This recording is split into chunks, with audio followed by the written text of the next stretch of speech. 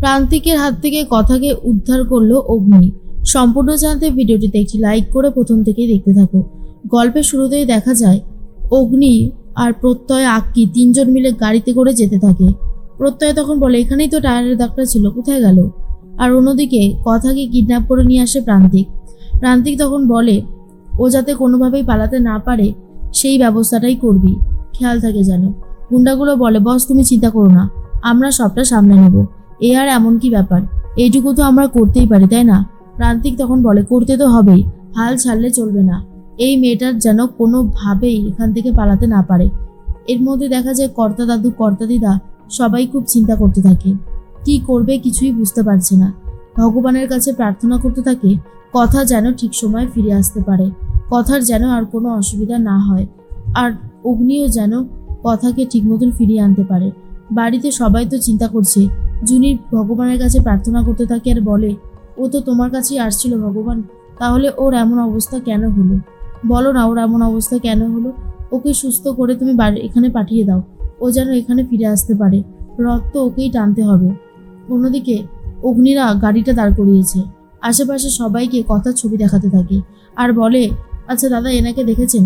সবাই তখন বলে, না এনাকে তো দেখিনি। কেউই বলতে পারছে না, আর সবাই তখন বলছে কেউই দেখেনি। তার মধ্যে একটা গুন্ডা বাইরে বেরিয়ে এসেছিল আর এরপর দেখতে পায় যে কথার খোঁজ চলছে। সেই জন্য ভেতরে গিয়ে প্রান্তিককে বলে, গুরু এই মহিলাটাকে খুঁজতে বাইরে কিছু লোকজন এসেছে। প্রান্তিক তো শুনেই ভয় পেয়ে যায়, তাড়াহুড়ো করে কথাকে বস্তার মধ্যে পুরে দেয় আর তার মধ্যে মুখটাও বন্ধ করে দিয়েছে। কথা আর কোনোভাবে কথাও বলতে পারছে না। মনে মনে ভাবে, পাচক মশাই এসেছে, পাচক মশাই আমাকে খুঁজে পাবে তো? পাচক মশাইকে যে আমায় খুঁজে পেতেই হবে, না হলে যে সর্বনাশ হয়ে যাবে। কি করব আমি এখন, কিছুই তো বুঝতে পারছি না। এর মধ্যেই অগ্নি তখন বলে, আমি কথার কোনো ক্ষতি হতে দেব না, ঠিক আমি কথাকে খুঁজে বার করব। প্রত্যয় তখন বলে, বিগ্রহ আমাদের মনে হচ্ছে কোথাও একটা ভুল হচ্ছে, এইভাবে খুঁজলে আমরা কথাকে পাবো না। বিগ্রহ তখন বলে, এছাড়া আর কি কোনো উপায় আছে? আমি বুঝতে পারছি না কথা কোথায় গেল, ওকে কি করে খুঁজে পাবো?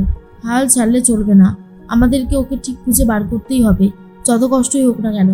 আক্কি তখন বলে, ঠিকই বলেছিস, হাত লাগা হাত লাগা, তাড়াতাড়ি করে খোঁজ কর। এরপর সবাইকে ছবিটা দেখাচ্ছে, কিন্তু সবাই বলছে দেখেইনি। এর মধ্যে আক্কি তখন বলে, বিগ্রহ সত্যি কথা, আমার মনে হচ্ছে প্যাটি একদম ঠিক বলেছে, আমরা এবারে খুঁজে পাবো না। কথাকে কোথায় নিয়ে গেল? অগ্নি বলে, এরকম বলিস না তোরা, কথাকে খুঁজে বার করতেই হবে। আসলে অগ্নি মনে মনে ভাবে যে কথাকে আমি যদি হারিয়ে ফেলি তাহলে কি করে হবে? আমি তো কথা দিয়েছিলাম মামাকে যে আমি কথাকে দেখে রাখবো, এখন আমি কোথা থেকে খুঁজে বার করব? এদিকে পাচক মশাইকে দেখতে পাচ্ছে কথা, কিন্তু বলতে পারছে না, ডাকতেও পারছে না জোরে, কারণ সব দিকে অসুবিধা, কথার মুখ বাঁধা ছিল, তাই জন্যই বুঝতে পারছিল না কি করবে। এর মধ্যে একটা কথা বারবার করেই কথা ভেবে নেয়, যা হচ্ছে সেটা ভালো হচ্ছে না, কি করব? কি করে পাচক মশাইকে জানান দেব যে আমি এখানেই আছি? এদিকে ঠাকুরমশাইরাও খুব ব্যস্ত হয়ে গেছে, রথ নিয়ে বেরোনোর শুভ সময় পেরিয়ে যাচ্ছে, তাই কিছুতেই এটা মেনে নিতে পারছে না। অগ্নি তখন বলে, কোনো একটা পয়েন্ট আমরা মিস করে যাচ্ছি, সেই জন্যই হয়তো কথাকে খুঁজে বার করতে পারছি না। কিছু তো একটা পয়েন্ট মিস করছি, সেটা আমি খুব ভালো মতন বুঝতে পারছি। এরপরই হঠাৎ করে মনে পড়ে আলুর বস্তা। এই হ্যাঁ, আলুর গোডাউনে আলুর বস্তাগুলো চেক করে দেখতে হবে, চল তো। আর তখনই প্রত্যয় আর আক্কি তিনজন মিলে আর এদিকে অগ্নি গিয়া আলুর বস্তা খোঁজ করবে বলে ঠিক করেছে। আর তখনই প্রান্তিক বলে, এ কি, আপনারা কারা এখানে? অগ্নি তখন বলে, আমাদের বাড়ির লোককে আমরা খুঁজে পাচ্ছি না, তাই আমরা এখানে খোঁজ করতে এসেছি। কোথায়? আমরা এখানে আলুর বস্তা খোঁজ সবটা দেখব, সার্চ করব। আর তখনই এই কথাগুলো শুনে প্রান্তিক বলে, কিন্তু এর ভেতরে তো শুধু আলুই আছে, দাঁড়ান আমি দেখাচ্ছি। এই বলেই বড় একটা রড বার করেছে। তখনই অগ্নি বলে, দাঁড়ান দাঁড়ান, আপনাকে এসব নিয়ে ভাবতে হবে না, আমরা আছি তো, আমরা দেখে নিচ্ছি, আপনাকে এত কষ্ট করতে হবে না। এরপর তন্ন তন্ন করে বেশ কয়েকটা আলুর বস্তা খোঁজ করে, কিন্তু কোনো আলুর বস্তাতেই আর কথাকে দেখতে পায় না। এরপরেই আকি তখন বলে, বিগ্রহ এখানে কথা নেই, চল এখান থেকে।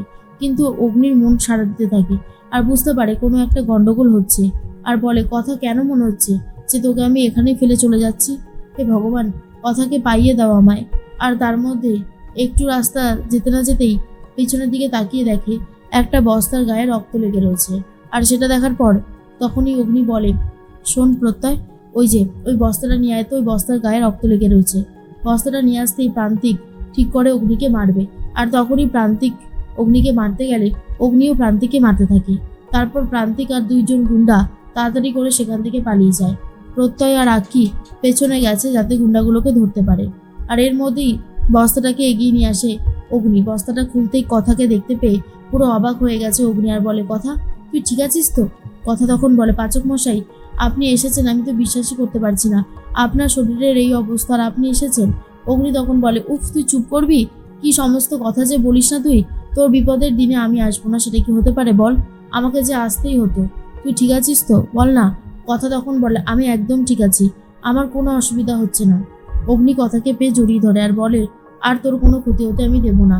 যখন থেকে শুনেছিলাম তুই কিডন্যাপ হয়েছিস তখন থেকে আমি অপেক্ষা করছিলাম যে কখন আমি তোকে বাঁচাবো, কখন আমি তোকে ফিরিয়ে নিয়ে যাব। এর মধ্যেই প্রান্তিককে ধরতে না পেরে প্রত্যয় বলে, একটুর জন্য পালিয়ে গেল। ওইদিকে চল দেখি বিগ ব্রো কথাকে খুঁজে পেল নাকি। এরপর আলুর বস্তার গোডাউনে এসে দেখে হ্যাঁ কথা এখানেই রয়েছে। কথাকে খুঁজে পেয়ে অগ্নি আর প্রত্যয়রা সবাই খুব খুশি হয়ে যায়। প্রত্যয় তখন বলে, থ্যাংক গড তোমাকে এখানে পাওয়া গেছে। তোমাকে আমরা তন্ন তন্ন করে খুঁজেছি, কোথাও পাচ্ছিলাম না।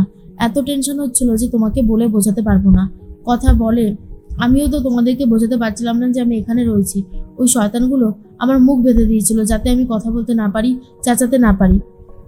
তখনই প্রত্যয় বলে, সত্যি কথা, গুন্ডাগুলো যে কে জানা গেল না, একটুর জন্য হাত ফসকে বেরিয়ে গেল। অগ্নি তখন বলে, চল তোকে তো ফিরতে হবে।